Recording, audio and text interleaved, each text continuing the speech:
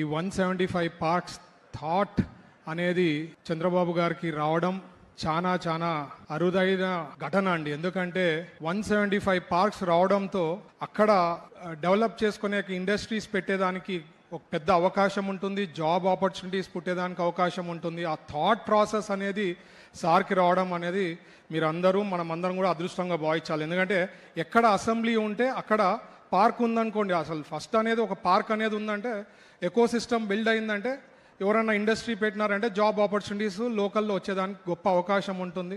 So ఆ visionary లీడర్కే ఇట్లాంటి ఆ థాట్స్ అనేది వస్తుందండి. నేను కూడా ఈ మధ్యకాలంలో సెంట్రల్ మినిస్టర్ని కలిసినప్పుడు కూడా అక్కడ సెంట్రల్ మినిస్టర్లు చెప్తుంటారు, మీరు చాలా అదృష్టము, మీ చంద్రబాబు గారు లాంటి ముఖ్యమంత్రి మీకు ఉన్నారు, లేకపోతే ఇంకొకరు ఏమంటారంటే హీరో ఉన్నారు మీకు, లేదంటే అట్లాంటి విజనరీ లీడర్ ఉండిన దానికే మీకు ఈ స్టేట్కి అంటే ఇప్పుడు మౌంట్ ఎవరెస్ట్కి వరల్డ్ ఓవర్ మౌంట్ ఎవరెస్ట్ దగ్గరికి పోతుంటారండి, ట్రెక్కింగ్ అని చెప్పి హైకింగ్ అని.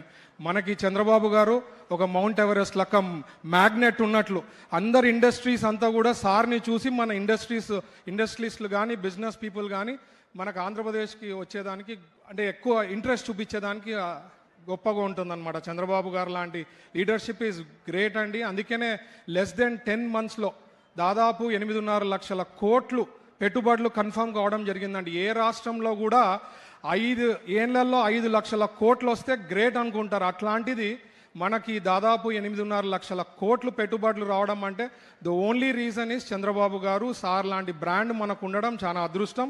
Will do lot of good things sir.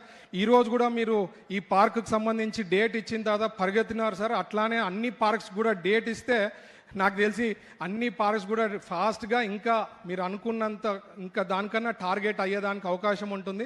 So మీరు